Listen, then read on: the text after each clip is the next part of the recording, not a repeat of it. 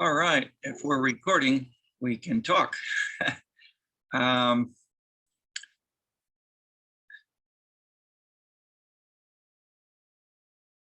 we have two or three topics. One is the syllabus and Bourdieu, Peterson, Omnivore, and then the Birmingham and Wilson and others. Second is your 5-page roughly drafts. I've gone through them all. I've got some general comments and then some specific comments, and I'm just thinking about the best way to handle this and to get back to you right away. If we go for a full 3 hours and then try to have office hours, I fear we're all going to be exhausted. What if we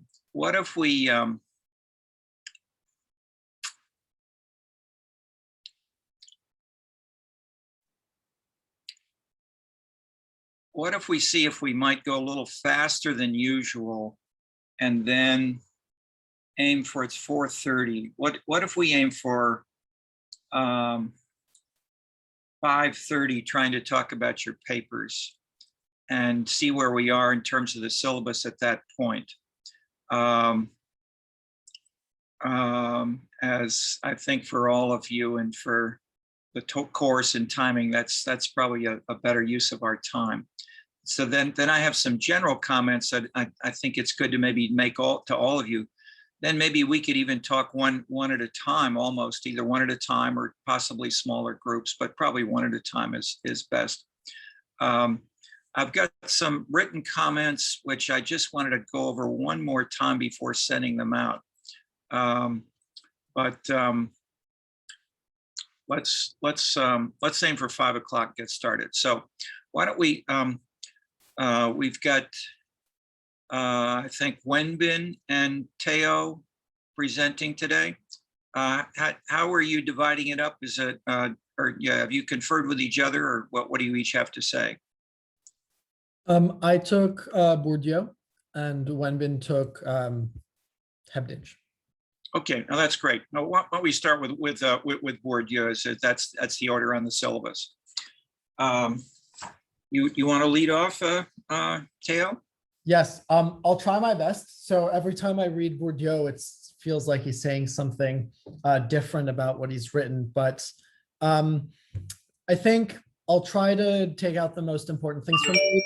Please let me know if I'm going in a direction that isn't as relevant to our aims in the class.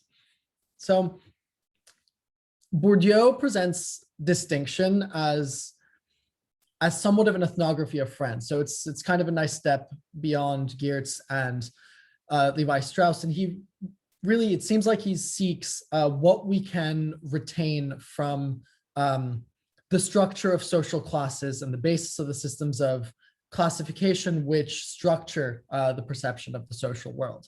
And already there is this strain, and I don't know to what extent there was influence. I'm sure significant, given how small the intellectual circles or how often many of these major French intellectuals tended to work with each other. But there is a Levi-Straussian strain here, but there's also influence from Marx in the emphasis on social class and capital, and on Weber at the very least with his preoccupation with culture.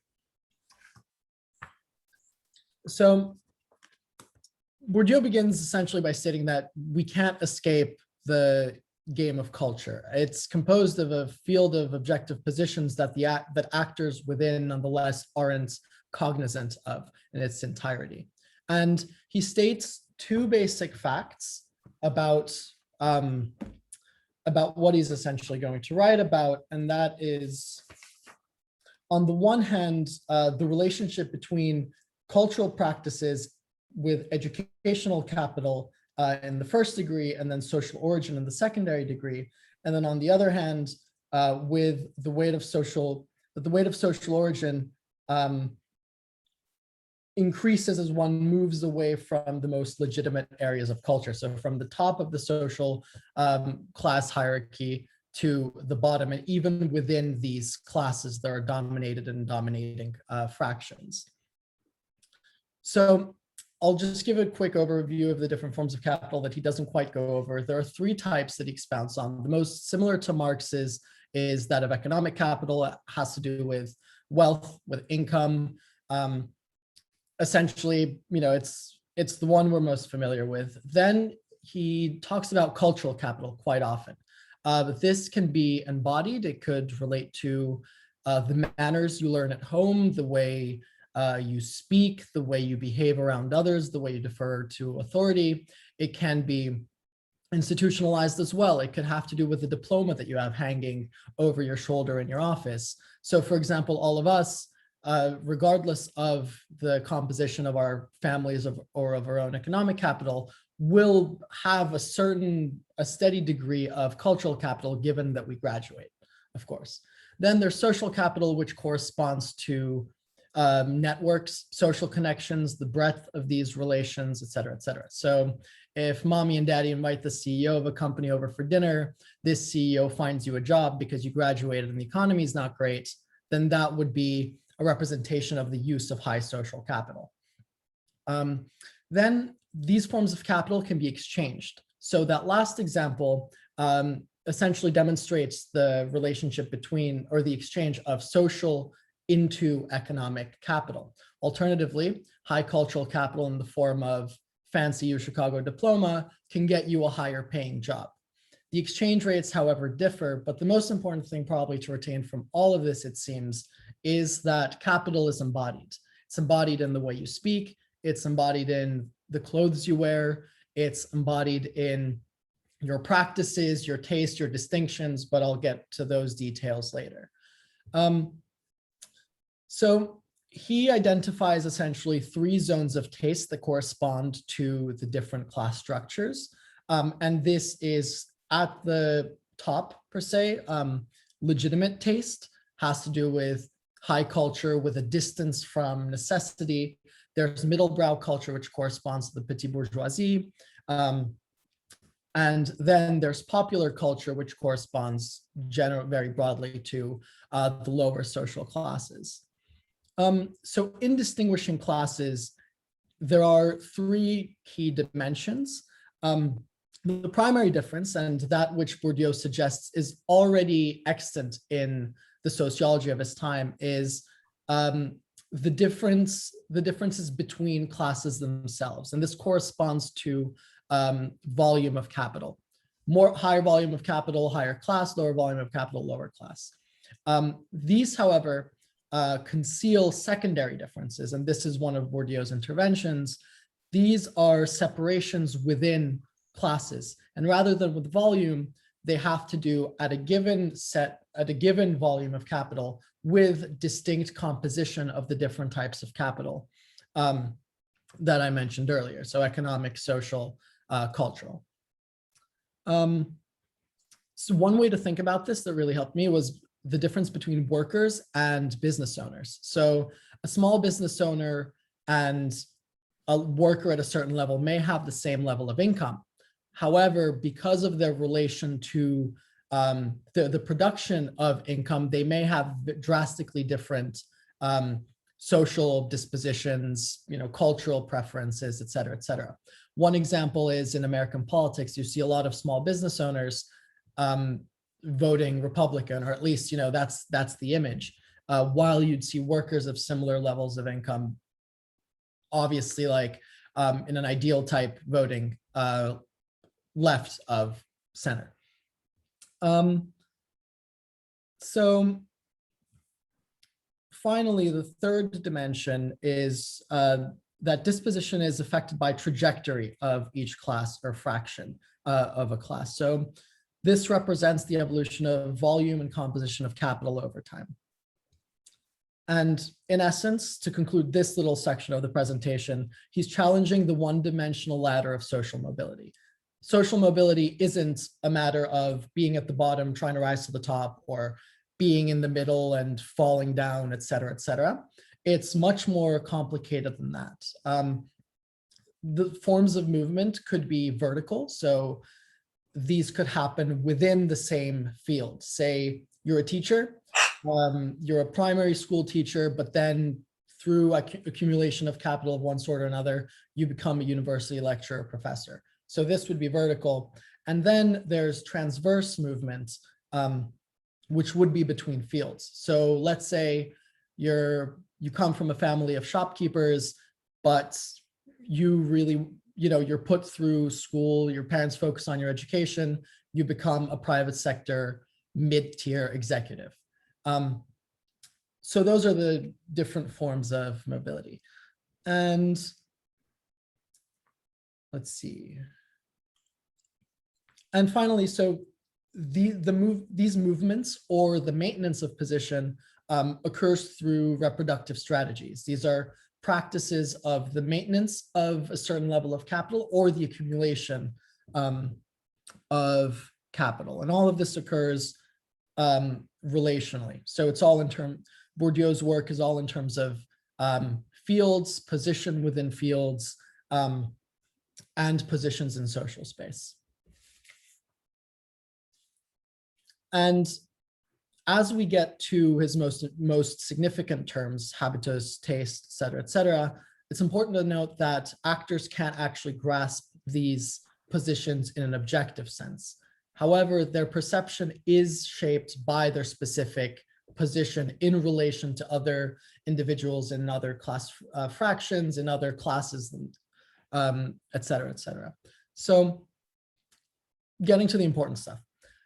The habitus is the generative principle of objectively classifiable judgments and the system of classification of these practices. This constitutes lifestyles. The most clear way that I saw him define habitus was as both a structuring and a structured structure. And to get this relation, sorry, let me know if anyone can see this. I'm gonna pull up notes from another course.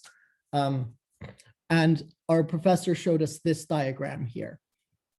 So essentially, the idea is that habitus determines strategic practices which reproduce, oh, I should have memorized this, reproduce structure. So this could be of kinship or of class, which in turn shapes disposition and habitus. And so this is a very cyclical relationship. All right, sorry for this organization. I wrote it all over the place. And so to go off that little diagram, habitus is embodied in practices. And all of this is in the first instance related to necessity. So it's shaped, the habitus is shaped and defined by conditions of existence. And as a result, proximity or distance from necessity plays a very big role in the kinds of practices, the kinds of tastes, the trajectories that an individual in a certain class fraction will have. And another very important aspect here is that classes are defined relationally by their difference from other classes. In other words, the balance sheet of capital that a certain family, individual, and whatnot has is seen as a system of perceived differences and distinctive properties. And then we get to taste, which really is the means of distinction in practice. It's a unitary set of distinctive preferences and a system of classificatory schemes. In other words, it's cognitive. So on the one hand, taste is your preference. Say you prefer to cook with saffron rather than with salt and pepper, or you prefer to wear wool sweaters rather than cotton blend and whatnot. But also this taste reproduces your class, your position. So by making these selections, by having these preferences, not only are you showing your class position or your position in a class, you're also reproducing these differences, and others perceive these differences, because all of this at the end of the day, and I mean, this to me seemed like the most important bit, of all of it, all of this is embodied. It's at a symbolic level, but at the end of the day, all of this is representative. And Dr. Clark, I'll keep going, but I'll leave this part to you because I don't think I'll be able to represent it very well. But I couldn't fully grasp the mechanisms of the significance of representation and distinction. So I feel like I've given a very surface level engagement. Okay, no, that's good for a start. I would say for all of you, it's fine to be critical. That is, what you, almost everything you said, and it's also in Bourdieu, is also in a lot of other people. And it's not very original, even though he has a lot of arrogance, let's say. He's French after all. He did a video, of a biographical video, which was called "Sociology is a Martial Art." That was his view of this kind of stuff. That is, he's very arrogant and belligerent, and that became his sort of continual lifestyle orientation. And I knew him very well. I was the only American he knew for about 5 years. I reviewed most of his first books when they first came out in the leading American journals. And I'd go back, and I was working on my PhD and then revising it. And I was very tough. The first time I met him, well, I won't go on to in much detail, except that he loved the criticism from an outsider. At the same time that privately, and I went to dinner at his home for Christmas and so forth, but publicly, he treated me like the CIA or the FBI, or, and same thing, Parsons. Any American is a sellout and is not a good French person, etc.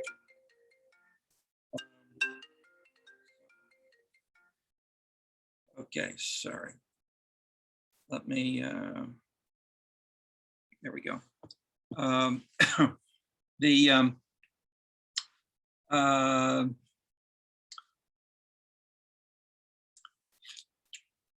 The core, which you did stress very well, is stratification. And that's the theme that runs through book after book, section after section. And in that sense, even though he has elements of multidimensionality that you link to Weber, he simply continually goes back and stresses the sort of the dominated and the dominant. He doesn't have a historical, a broader or change dynamic the way Marx did. It's just always that way, as if it may never change. Okay, let's push on for reasons of time, and we can talk about these maybe together. But it was Gento.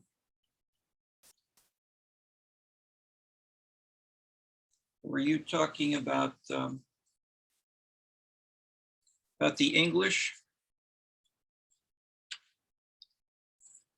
Oh, I think it's me. And I actually did a presentation, so I just share my screen. Okay, great. Yeah, roughly how long is it? It's pretty brief. I just did a presentation so that people can see it clearly. Okay, that's fine. Why don't we? Right. So I apologize in advance if I say something unclear. It's 5 a.m. in China, so I do not think I'm functioning properly. But in the second part of the readings, you talk about the American popular music scene, which connects to white youth cultures and Black urban working class. And he kind of criticized the white consumption of the Black culture, and he says that the white swing is an innocuous, generally unobtrusive processing and broad appeal. It has a laundered product which contain none of the subversive connotation of its original Black sources. And then he kind of goes on to analyze different groups of subculture. He kind of contrasts between hipster and the beat, and hipster is assembled in relatively close proximity to the ghetto Black, who are typically lower class dandy, and they aspire to the finer things in life. And they kind of have closer connection with the Black community, and they have the traditional aspiration of the Black street corner man. The B, in contrast, is very different. They only have this kind of imaginary relationship to the Negro as the noble savage. They typically have middle class college boy who are stifled by the cities and the culture he had inherited, and who want to cut out for distant and exotic places. And they kind of express a magical relationship to the poverty, which constitutes in his imagination in a divine essence. And shifting from the American subculture, and he goes on to analyze different groups of subculture in UK. The first group is the teddy boy, and they are generally excluded and detached from the respectable working class and condemned to a lifetime of unskilled work. And they typically are against the newly arrived color immigrants in the UK. So considering in concerns with the music, they can still, because they're trying to have this kind of very simple view on the rock music, they conceal the subtle dialogue between Black and white musical forms. And in terms of the style, they quote, they use shamelessly fabricated aesthetics and an aggressive combination of sartorial exotica. And then which lead us to the group of the mod. They are very subtle and subdued in appearances, and they wore apparently conservative suits in respectable colors and fastidiously neat and tidy. And he also argues that there's a worship of the Black man culture where on a surface level, they really follows the convention, but they also had this kind of worship of Black man culture where values, norms, and conventions were inverted. And then he talks about how the mob group kind of disintegrated and leads to one of the subgroup of the skinhead, who are generally proletarian, and they tend to have this kind of suppression of any bourgeoisie influences. The skinhead group also kind of combine the cultures of Black, West Indian immigrants and the white working class. And I think throughout the reading, this emphasizes between the dialectical relationship between white and Black culture. And but he also argues that the alliances between the white and Black youth was an extremely precarious and provisional ones. Only by continually monitoring trouble spots and by scapegoating to other alien groups can they kind of form this kind of cooperation between the Black and white youth cultures. And then this kind of class consciousness subculture gives way to a more consumer capitalism and self-consciously European obsession. And he talks about David Bowie, and he argues David Bowie has this kind of meta message of escape, but he also brought up the question of sexual identity, which leads to the last group of the subculture, which is the punk. And he argued punk speak for this neglected constituency of whites, long-term youth, and undercut the intellectual posturing of the previous generation of rock music. And I think there's a very important quote in the readings that this subculture response represents a synthesis on the level of style of those forms of adaptation, negotiation, and resistance elaborated by the parent culture and others more immediate, conjectural, specific to use and its situation and activities, which I think really explains how these different kind of subcultures groups evolve and disappear. And that's all. Okay, well, that's very well presented, tightly done. Let me try to share my screen. Oops, host disabled participant screen sharing. Can I screen share for a second? I just want to show you some pictures of the mods and the rockers, and you mentioned, but I would say one thing which you can see more generally is the addition of Hebdig, I would say even more than Bourdieu, is to stress not so much general background stratification as you more or less did in your presentation. Are they black or white? Are they blue collar or white collar? Yes, that's there, but everybody has said that for 150 years. So what he's adding, Hebdig is adding specifically and with some detail and subtlety, are clothes, style, and see here. Yeah, here we go. Then, all right, do you see that now? Yes. Yes. Okay, so on the right-hand side, you see one of these machines is a classic motorcycle on the left with motorcycle type boots, more therefore blue collar, but the focus is not on just blue collar, it's on being tougher and the like. By contrast, we have a moped with lots of stuff, lots of lights, and we have little baby unusually colored shoes. These can be blue or yellow. There was a famous song by Elvis Presley. You can do anything you want to do, but don't you step on my blue suede shoes.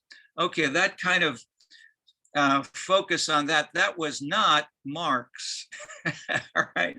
So the notice also no helmets on these guys on the right. They're all sort of grinning and laughing. They're having fun.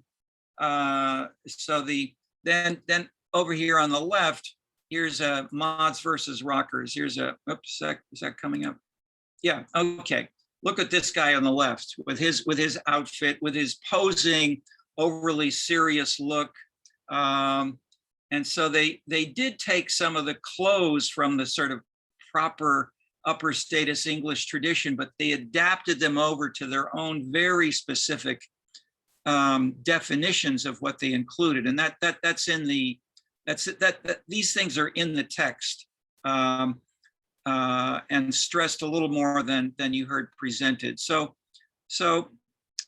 you can glance if you want for more pictures like this, if you just look at mods versus rockers, in case you never heard of these people. But you get by flipping through the style of differentiation. Yeah, here the clothes, the expressions, and whatever. Okay, let me go back to where I was. Let's see.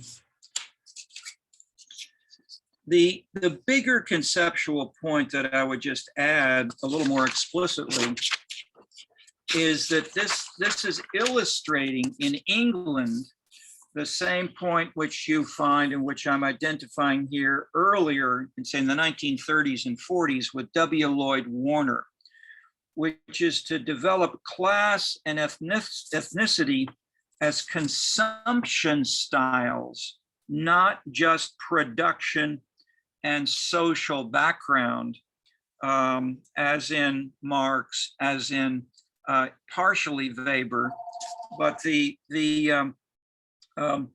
consumption style was explicitly stressed by Lloyd Warner in his Yankee City series, 5 volumes, as I mentioned in the syllabus.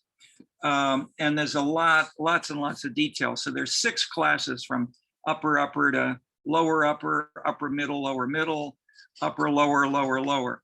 And so those 6 classes, however, were not Marx. They were not, I mean, the way, and so in China today, I will simply add, in textbooks and in papers I've been reading in Chinese journals, they're using, they may have started with that a few decades ago, but you tend to get a general term which is also used in the US now and in parts of other places around the world, not 6 classes, not 3 classes, not mods or rockers. You tend to get a mixture of these things. And if you ask people in citizen surveys, what class do you belong to? The great majority everywhere in China, the US, and England says, I'm middle class like everybody else. So this is a big change from the strong Marxian kind of conception of aristocracy bourgeoisie. That is, the term middle class has replaced bourgeois, but it's not. But it's also recognizably not capitalist, not socialist, not democratic, not authoritarian. It's sort of everybody drinks Coca-Cola and wears jeans, something like that, maybe. But it is not hyper differentiated the way these mods were versus the rockers, or the way Bourdieu in some of his sections, and this I would say the abstract quotes defining these things, which you heard in Bourdieu, is I would say the weakest part of Bourdieu. The stronger part, I would say, is how he brings in the empirical sensitivity to how these work in France. But I would then add, he's doing this more or less the way the fashion magazines do as well in France. And so he's showing us some of the strengths of French culture, which is in style, lifestyle, aesthetics, consumption. But he is simply adding and stressing a class domination aspect of it. And then, of course, his biggest single proposition is really from Thorstein Veblen, the term class consciousness. Sorry, let me, I'm doing three things at once. Conspicuous consumption. Veblen's concept is conspicuous consumption. So the idea is you flaunt what you have to show, which is differentiating you from others. In that way, aspects of that could even go back to the French court, to Louis XIV, and the use of castles in the Renaissance, but that need not be seen as it necessarily was when it was at first introduced as class. Nor does Bourdieu really, and I'll just add that Bourdieu grew up himself in an era when Jean-Paul Sartre and class analysis and for many people, a very literally strong Communist Party, strong Leninist sense of class in a very literal. That is, the French Communist Party refused Eurocommunism. They did not admit Greens. They did not admit women. They did not admit environmentalists as caucuses or issues. They represented the proletariat until 20 years or whatever later. This is in Italy and Spain. The communist parties of Italy and Spain embraced, after a few years of terrorism, embraced these new movements. The French did not.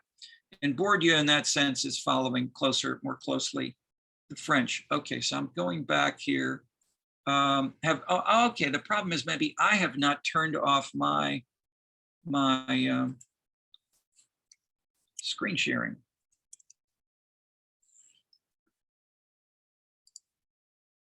There we go, I think. All right, so it's 4:55. Any quick questions or discussion on any of this that we've talked about from, yeah, we've skipped Peterson. I'll say a word on Peterson if neither of you guys has anything on Peterson. What's an omnivore? I'll ask any of you. You all should know at least this word and be able to, so that is, I would say, the definitions of Bourdieu you can forget. They're not original, they're not very distinctive, they're very abstract, they don't tell you anything very differentiated. Omnivore is different. This is sometimes considered an American theory. And I say that because there's so little that's a specifically American theory about culture here on this syllabus. And that's what people in the field say. Most of the theories are French, maybe a bit of German, but the idea of Peterson and Kern is that life is not just Veblen or Bourdieu's conspicuous consumption.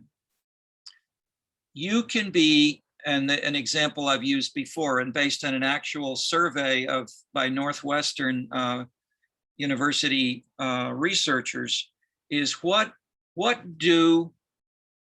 kind of music do persons who go to the Chicago Symphony with a subscription, official persons who buy, 20 tickets for the whole year to the Chicago Symphony, and they go there in person.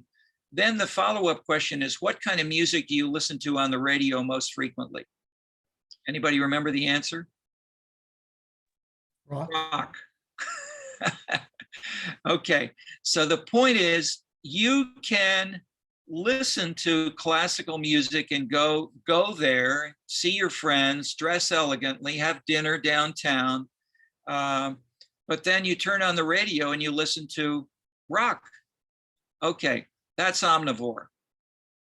That you have people who have multiple dimensions of taste, and you may challenge the hype. And this was at a time, this was published at a time, well, that was, it was published 1996. Even before this, the conception that class and culture were clearly class linked and highly differentiated, and that if you were upper class, then you went to upper class music. That kind of view was fading, and empirically it was going away. It was never all totally deterministic, but at least it was a widespread view. Peterson and Kern say it's too simplistic, and that people can go to and today, when we have over 120 officially recognized, classified, named types of music from, and I guess they probably don't even have any more mods and rockers, but there are things like that which you can have, or say more in the last 10 years or so, hip hop, and then house music, rap and driller rap, these kinds of things, and half of those that I mentioned were invented in Chicago, so, and by lower status African Americans. So we've got a lot of my neighbors for whom this is the biggest thing in their lives. They really want to write a hit, develop a new style of music, a new style of making a hit song, and that's a lot more important than having a 9-to-5 job or a certain amount of money.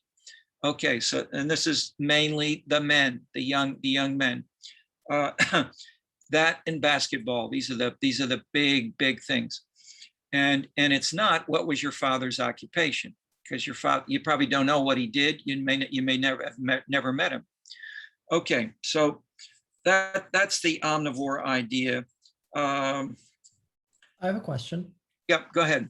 In terms of music and contemporary omnivores, would it be possible, I guess, could one suggest that music doesn't carry the same representational value that perhaps it used to a few generations back? I don't know, because it's so widely distributed or whatnot. I mean, thinking back to Bourdieu in particular, music corresponds to class because of questions of access, and that may decrease in the United States. But for example, while individuals of the upper class that subscribe to the symphony listen to rock, perhaps the inverse might not be financially likely or feasible. And I'm thinking now, is music still viable in that sense to, as a form of cultural production, to designate or to think about social stratification? Well, I mean, you could say the same thing about anything, that is, having a car, eating, whatever. Yes, income can be a background factor 30, 100, or 3,000 years ago. And as we move ahead in income and education and cultural access, and we all have, and rural, something like 70% of all the residents of China have cell phones. It's not as if, whereas 5 years ago, and even today on many websites, people talk about, oh, cell phones are highly class stratified. The disadvantaged don't have cell phones. Haha, no longer true. So my simple point is, yes, and I use the China case because it is so big, so important, so much covered in the news, but also because it's changed so fast. And many of our analytical frameworks, even 5 or 20 years ago, are simply wrong because they're out of date. They no longer fit China, and certainly don't fit the rest of the world. So in that sense, I am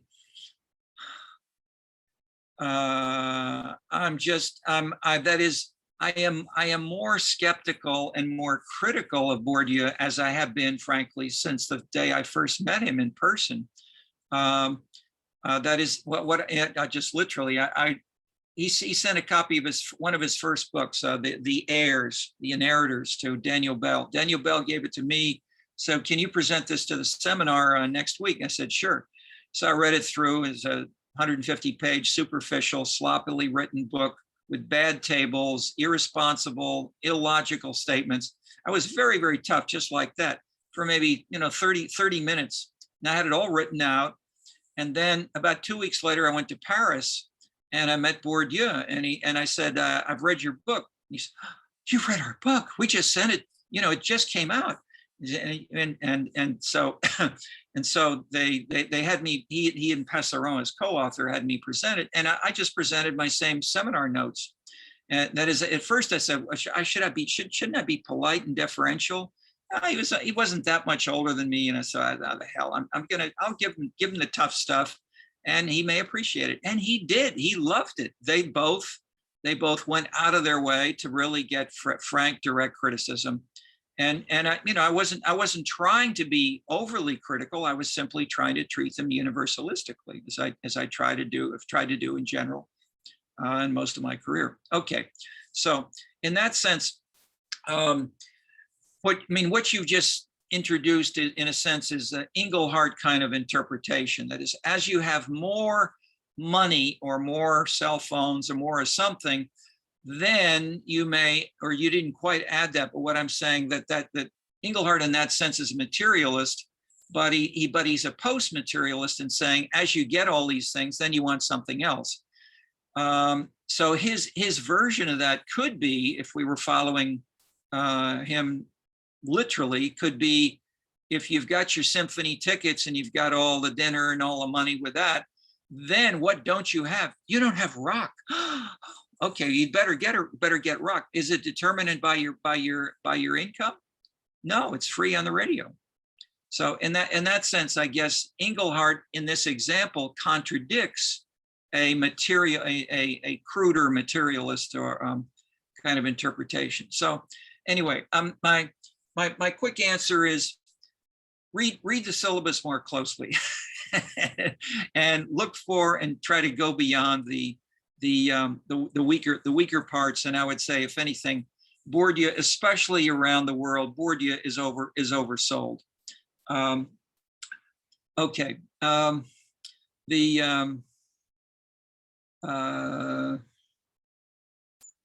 Where are we? We are at 5 o'clock. My suggestion is I give you a couple of comments on all your papers, or that is on the paper in general, as most of you don't do several things which you might, and which I would say would be good to do, even in 5 pages and in the next round. And I would even say, given where you are, almost all of you, it really would be good to do another version or send in an update with more specifics before you try to write the final paper. Otherwise, you're just gonna get the same. You will have problems, or that is, you'll get a lower grade than if you think about how you can do some of the other things, which I, with your permission, I'll talk about a little bit right now. Okay, so let me try this. All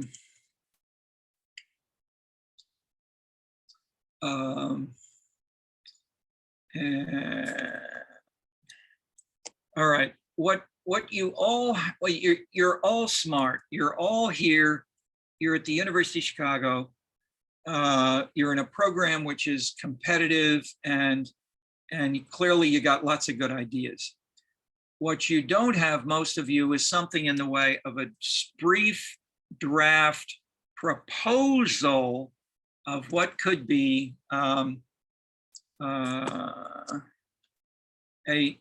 full paper. Now, maybe the answer is you don't know and you haven't thought about it enough, but pretend that you do. Try to do so. I mean, the idea of this is not to say, here is just one idea. Yes, that's a good beginning, but also I'm trying to, let me get this down so I can see two screens at once here. Okay. You can write a paper on most any topic that relates to the course. Where is this? Oh yeah, here we go. Back one, a little more general.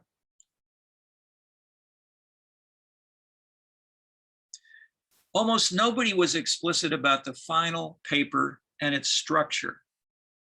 Sort of saying, here are 4 things I want to do in the final paper, and I've only done 1, but I'll just talk about 1. I would say, don't do that. Talk about all 4. And then say, I don't know how to do 2 and 3, and I need help. I've tried to do this and it fails. Be explicit. That's what we're here for. You don't just, be formal and try to pretend that it's final, and then you're wandering all around. Say, I don't know what to do here in this section, or here, or that's one. So some of you I would say most of you are that way.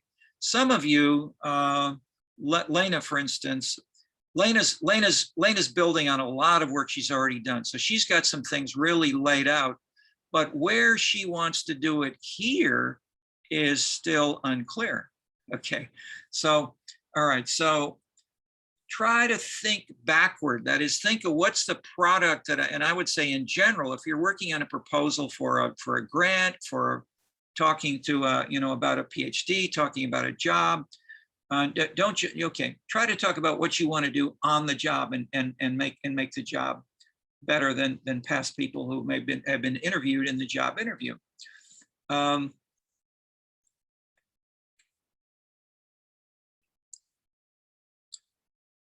Second,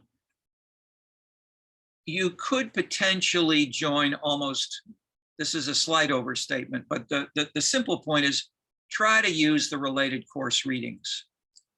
Half of you don't at all, don't even try. I mean, you could go through and potentially link every single section of the course with something in your paper.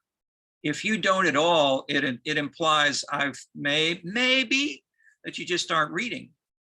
In which case, why are you here?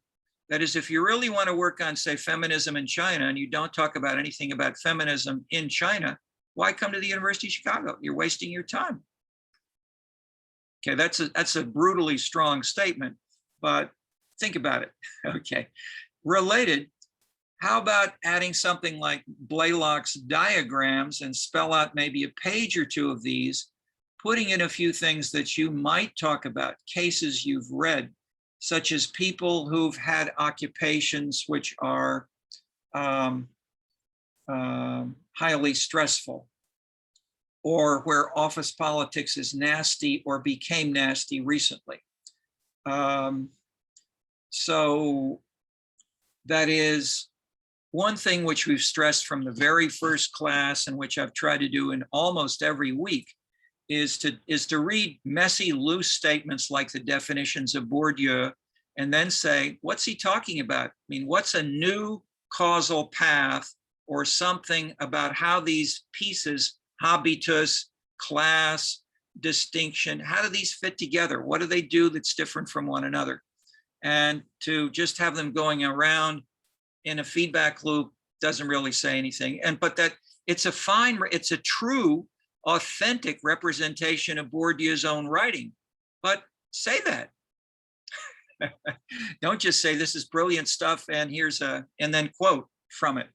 At the same time, don't just be critical, but try to say, what could Bourdieu have done better? And then my next point is there a model of anything that you may have read that you could use as a template, what you're doing, if this is not or does it fit with anything like that? Maybe a journal article or a chapter in a book. And so it doesn't have to be literally, I mean, don't narrow your definition just down to something very, very small, like people who are retiring at 35.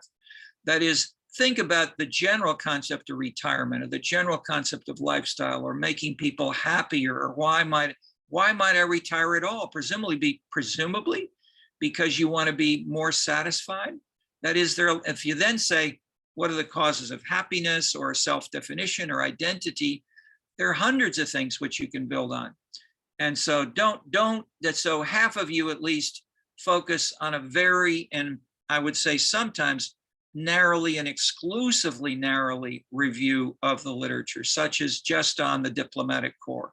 There's no literature on there's no social science of the diplomatic corps. There are a couple of things that go back historically, which are great. They're nice to go back to the Bible, to St. Augustine and so forth, but they don't tell you any of the subtleties of how the diplomatic corps works in detail. Okay, so those are general points. Then let me get a little more specifically. Try to at least identify one item to analyze as the main independent variable or dependent variable, or maybe both if you want it in the middle. That is, what then are the causes and what are the consequences? And we saw this in Blaylock talking about inventories of causes, or sort of causes and effects. Many analytical structures like this are possible, that's fine, but look for something and tell us what it is. And I suggested just taking a look at the kinds of figures and diagrams that he has. Almost none of you have done this, but it's there. It's a tool for you to be able to use. The economists use equations. None of you have equations. This is not an economics course, but I'm saying the logic of saying A causes B causes C, that's what we're trying to teach in social science. How do things work together? And then maybe how are some of these intended and hopeful and explicitly conscious, quote, rational maybe. Others may be unanticipated, unexpected byproducts. And if so, but if they're large enough in impact and potentially qualitatively change what you're talking about, you should pay attention to them as well. So for instance, if the Chinese government thinks that what makes people happy are bowling balls in the town square, and in fact they're listening in their cell phones to videos, the government is out of date. And there are a lot of people writing today, not just the government, a lot of academics who are writing about rural urban life in China who are out of date. Okay, so the big point, try to state at least 3, and I think I said this in class even, reasonable competing interpretations of what you were trying to explain. Not just the same thing stated 3 ways, not just 1 strong and 3 trivial ideas, but ideally 3 reasonable, compelling, distinct models, processes, interpretations of what you're trying to support it for. Example, 3 reasons that people may vote for a left party. And these could be expected subsidies. If I'm an elderly person and I expect to get more subsidies for retirement, then I vote for the left party. Second, issue support. I support green, the environment, and the left party, especially with Biden right now, is visibly stronger, whereas Trump played way down the environment. That's a reason to vote for a left party. A third can be clientelist support. My boss is a leftist. He says, you're voting for Biden, aren't you? At lunch. He's not supposed to say that. I mean, there are now companies that are explicitly saying you can't talk about parties one big Chicago, what is even big? It was a small company, it's about 50 people.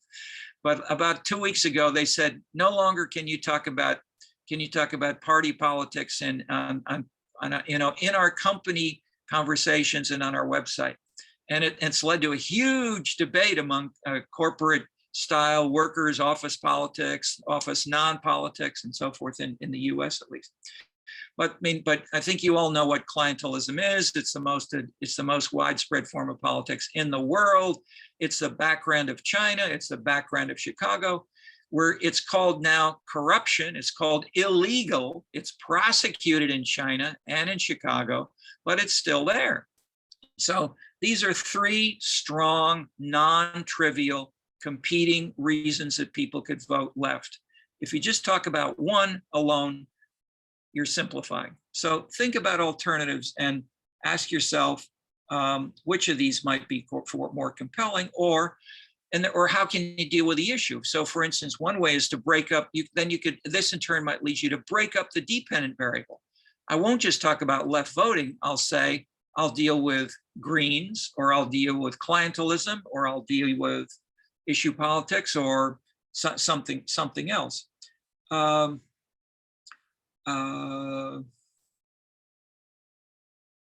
But even talking about this explicitly, certainly in the proposal, in the draft where you are now, is great. And some of you have done this, and I've tried to do this, and we've had this explicit conversation a little bit, but I would say with less than half of you, just the same. Okay. Review big point. So my big points here on this. Well, I won't try to number them up. I'm combining 2 or 3 sets of notes here. Review and discuss related ideas from the course. How do they relate to your 3 or more propositions? How do they differ from or complement an idea you may have thought up yourself? Find to use, just elaborate its rationale. Or how do course readings differ from a more topic-specific literature that you may read to help focus your paper, such as on voting in Mexico? I've already said that, basically. 4, with my rural China example, how test your propositions with reasonable evidence? Let's see, I could almost, I'll send this out to you, but I'm discussing it. Well, yeah. For some of you, maybe I'm talking too fast for English. I wanted to get through this so we could talk, but I don't want to rush.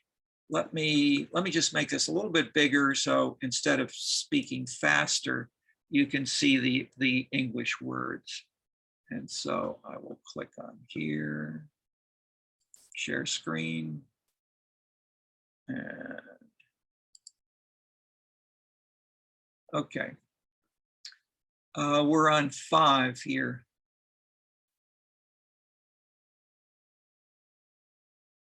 Or no, 4. How test your propositions with reasonable evidence? First, discuss how to do this, whether you have the data or not. And it's fine to say, I don't have the data and I'm not sure what to do. But you don't need to suppress the ideas just because you don't have the data. So some of you have basically done that. Others have gone in the other way, ignoring any concept, any way that anybody could test what you're discussing. So you can outline, and so next idea, you can outline in detail how you might do a study that would permit testing your propositions, even if you don't have any money, don't have any data, you don't have the time to do so. And it's okay to do a paper that is highly, an MA, PhD, you can do a paper that is highly conceptual. But most students in most social science papers use some data, or at least consider how someone could analyze it.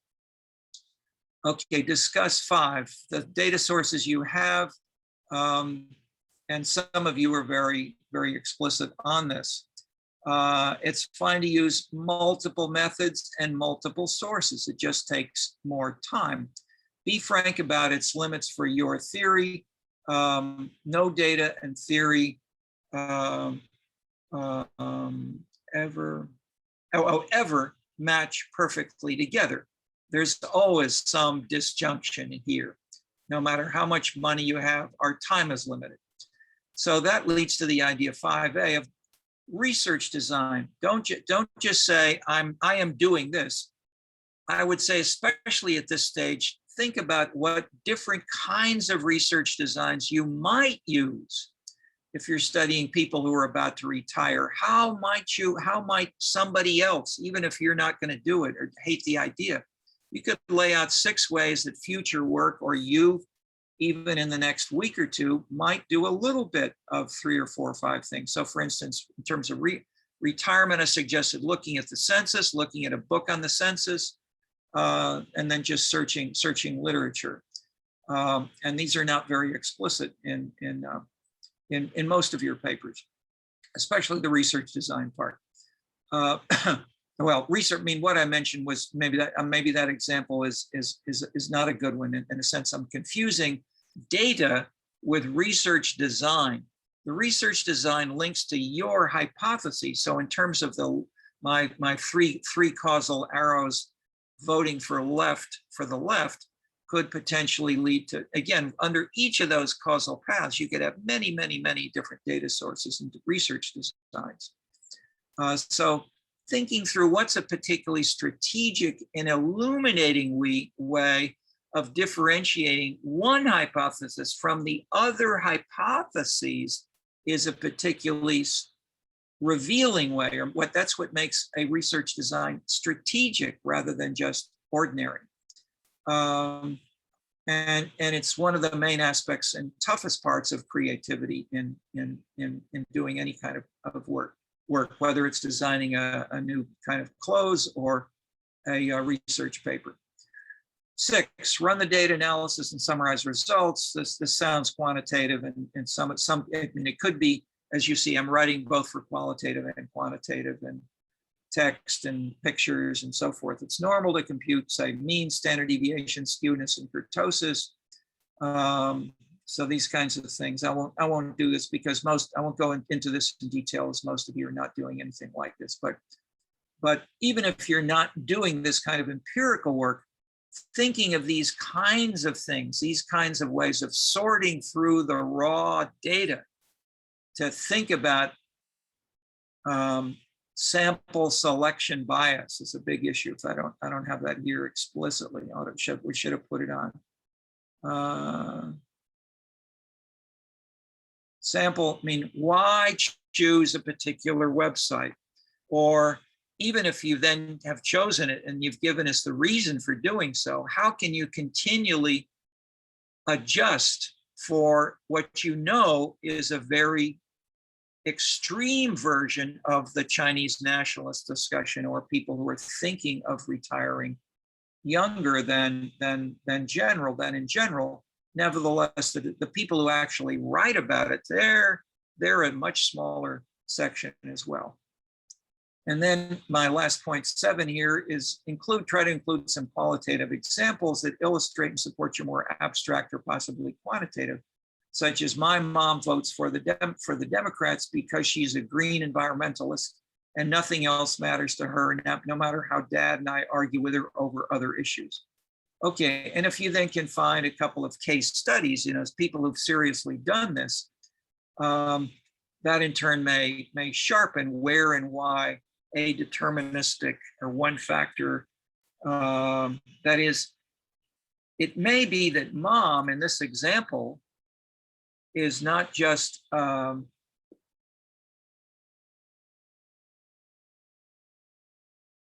wait a minute.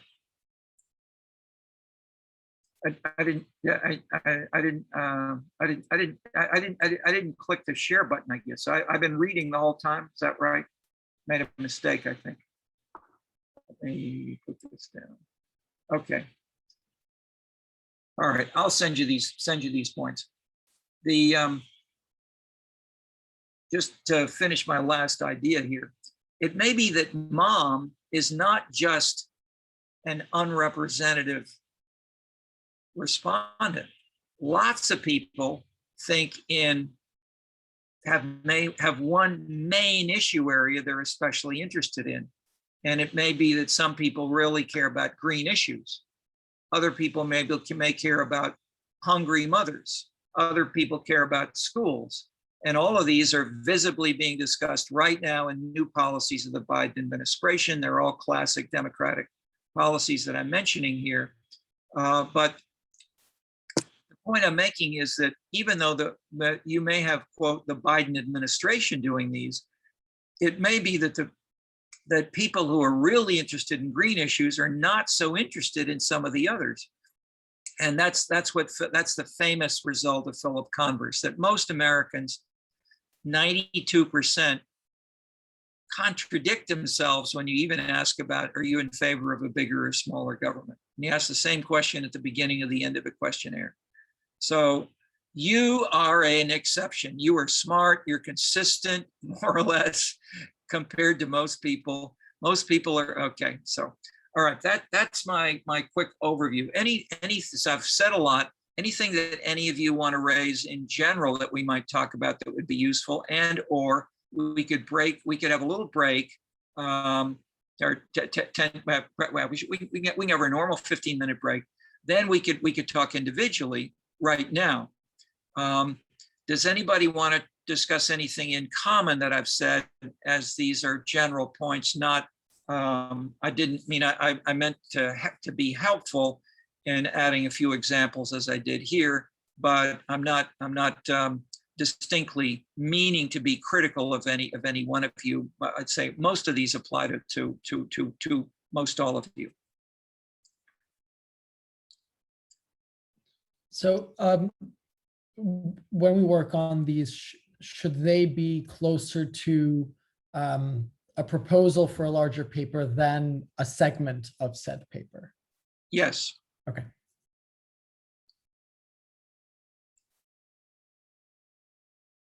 Or, I mean, the simple point is, think about the whole thing and how it might or might not fit together. And so some of you have got one little section that is very good. I mean, it's a terrific review of 2 ideas. It may last 2 pages, and then you go on to something else and it's totally unrelated. And especially, some people do that, and it's called a review of the literature. If you do that and you don't link it to anything else, it's not doing you or anybody any good.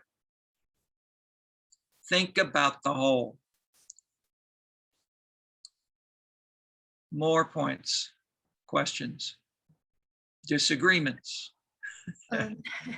Yeah, Professor, I have a question about the shape of the final paper of this course. Does it need to be, a complete final paper, or more a well-done structure is more preferable? Okay, good. Good point. So many, I think most of you are doing MAs, and I would say the idea is to help you do as much of your MA as possible. And so I would say try to, ideally, if you can get a draft of the MA even if you want to graduate this summer, how many of you are hoping to finish your MA by the end of the summer, either spring or summer? Summer. Okay, so you can't start writing in the middle of the summer. You should have a draft in the middle of the spring of your whole MA, and then revise it getting into the summer. If you wait until the summer, it's too late. I taught. Okay, I've seen thousands of people do this. Okay, so that's why we have 5 pages now. Then trying to say, think holistically now. Okay, so that's the general point. So point 1, get a draft now. Point 2, you're all graduating pretty soon. That is, you can't plan a PhD or a 5-year continual review of the literature. If you're only at the first stage of reviewing now, you're never going to get there. You got to drastically change something. And so I'm telling you now, change and think holistically now. But point 3, be frank. Use this class as a way of saying, I don't know what to do. Maybe I should even throw out my topic altogether, because and so even if you feel that way, I would not say, I'd say, I really disagree. Try not to throw it out altogether, but refine it, target it, think of how you can do it a little better. And next big point, you can end it there. You don't need to do any empirical work. Big mistake of most BAs and MAs is they spend far too much time reviewing, looking for raw data, which lots of other people have looked at, lots of other people have already used, and which it will take you hundreds and hundreds of hours to get in a format that you can really analyze it. Don't. This is only an MA, not a PhD. But so therefore, a fine alternative, and some of you have done this well. I haven't been complimentary enough, but a couple of you in some sections have really done a Jean-Tao. You review multiple competing alternative literatures nicely. So as a review, that's great. That's a great starting point. And in your case, you move toward the end to a more and more subtle and sophisticated way of interpreting the questions, in part in their work, but more, I think, in your way of seeing and telling the reader as you're writing what you're seeing or not seeing in Boraway or in other people who wrote about these kinds of issues. Okay, the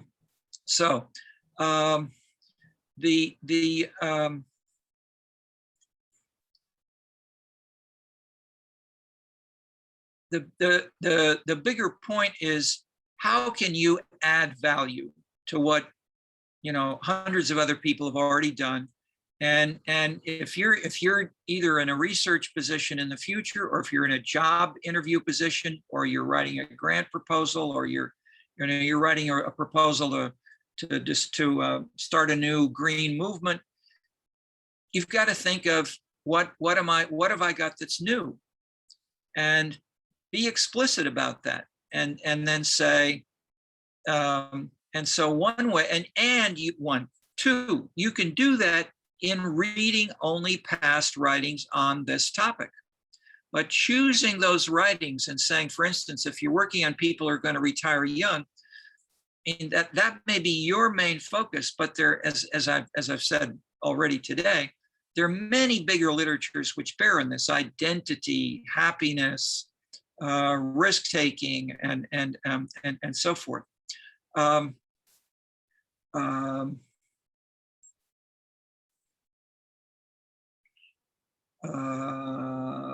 Where was I? I was basically responding to Teo's question, and I'm answering very affirmatively, but I'm trying to link it to your own timetable and your own things to do next. What can each of you do next to get further along efficiently and to get a higher quality MA generally with the least amount of work? I won't say least, but I don't say just work harder. I know you're working hard. You're doing, and you've got other courses and you're doing other things.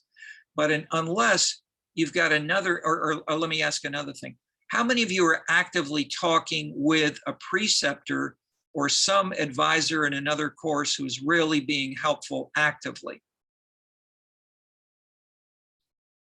Two. Okay, that's what I thought, that it looks as if most of you are writing as if you're not talking to anybody or anybody else.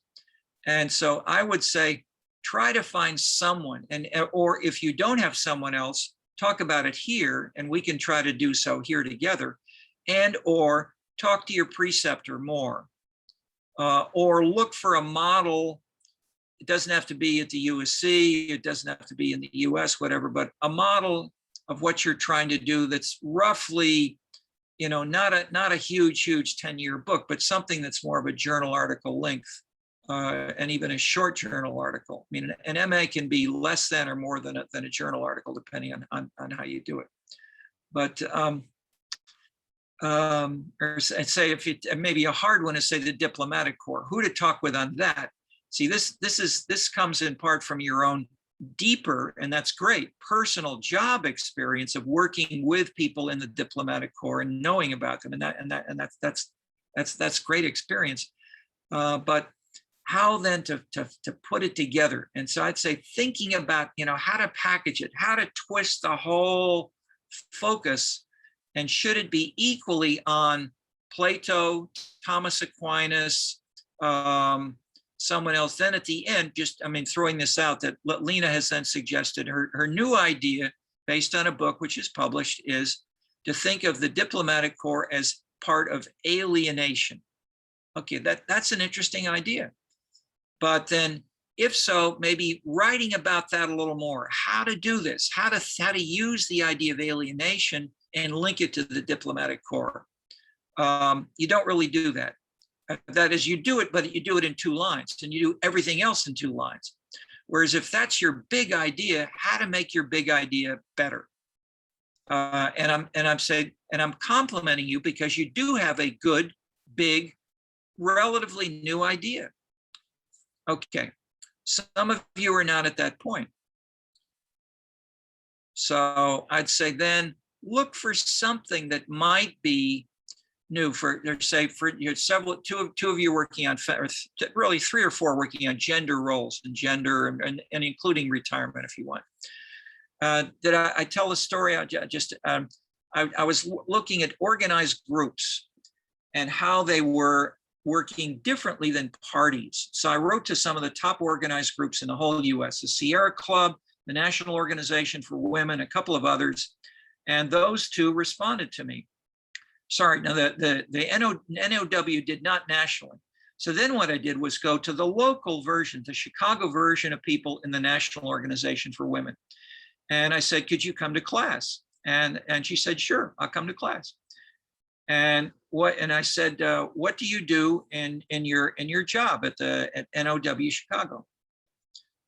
Said, our biggest concern, and I tell our staff, is to respond to more of the inquiries that we get from Chicago women about now, and we have a higher response rate and a faster response rate than any other feminist organization in Chicago. She went on, I went on that, on almost elaborating that for 15 minutes. I couldn't believe it. So then after 15 minutes, I said, do you talk about any things like gender equality or helping women get different kinds of jobs or being more self-confident or other themes that NOW is discussing nationally?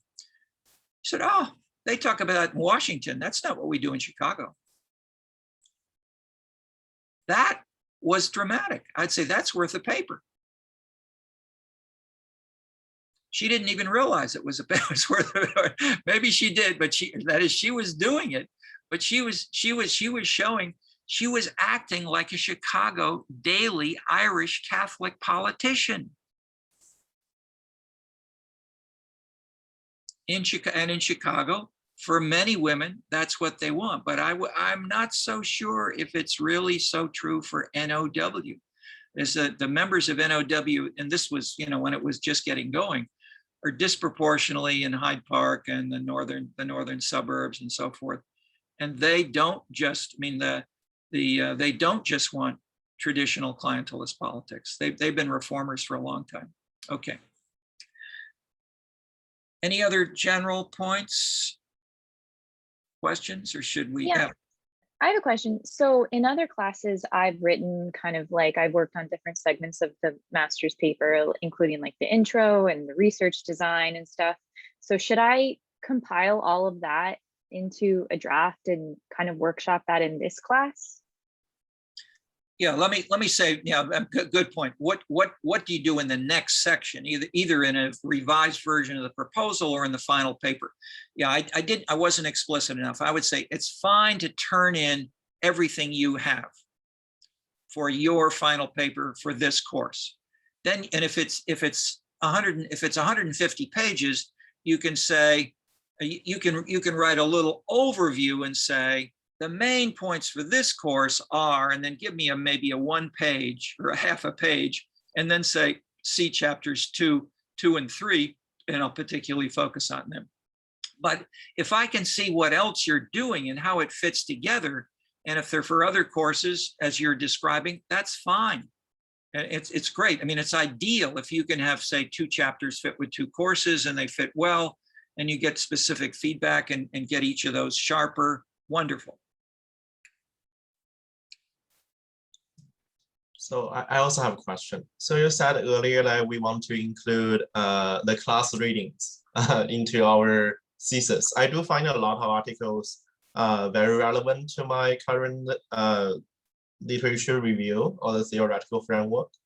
So I'm just wondering, like, how much do you expect like this to be kind of included?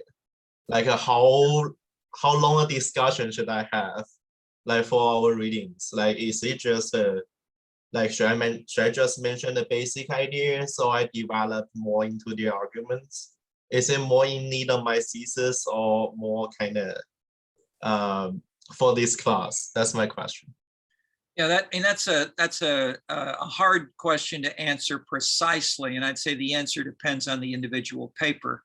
But I would say use I mean, because that is, you are in this course rather than in something on, say, AI. This is not a statistics methods course. I mean, so how are you using culture in some way, shape, or form that is linking? And some of you do this very explicitly, some of you do it not at all.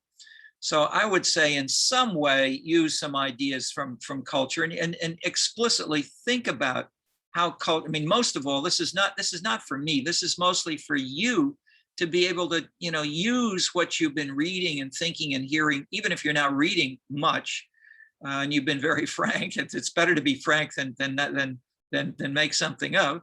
You've been frank that you haven't been reading much, but read a little bit, and even if you haven't been reading all the readings in each week, you hear the discussion. I mean, we've been together, 3 hours, a week. That's a lot of time. We're all spending discussing these ideas in some detail. So I would say spending that amount of time, you're familiar with a lot of the big ideas just from these discussions, and so there are many things which I explicitly pass over rapidly, but at least you're getting a word on it, or such as the finding, and there would be individual things that you can take away, such as the CSO symphony members listen to rock music. I mean, that is the omnivore idea, that your class background, so-called, does not explain the type of music you listen to all the time. Okay.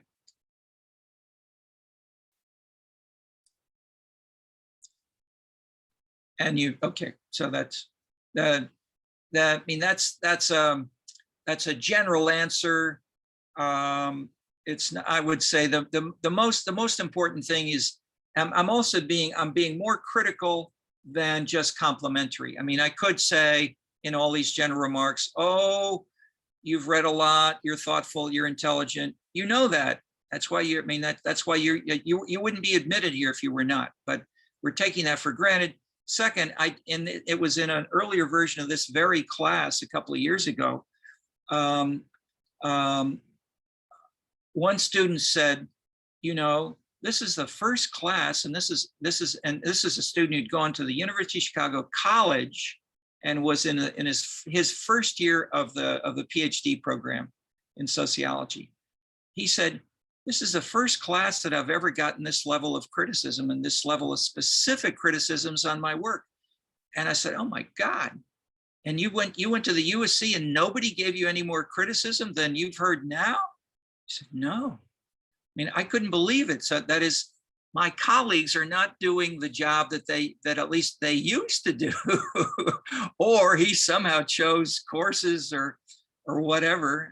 But put differently, I would say the most valuable thing you can get from professional colleagues is tough, focused criticism. That's what I gave Bourdieu, and Bourdieu loved it, even though he beat me up as much as he could in public. He still wanted that criticism, and he sent me his next book to Terry. Thanks again for telling me I needed clear propositions. Here, look at this book, it has propositions. So I turned to my group, they're propositions, but they're not clear. It was the same Bourdieu, a page and a half, wandering, meandering all over the place, but at least he listened. Okay. Any other more general questions, or should we break?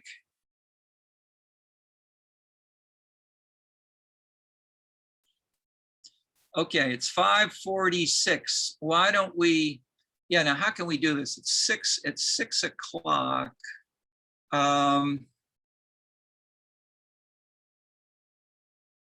I've got the list. Yeah, if you print for yourself the list, yeah, it's is it alphabetical?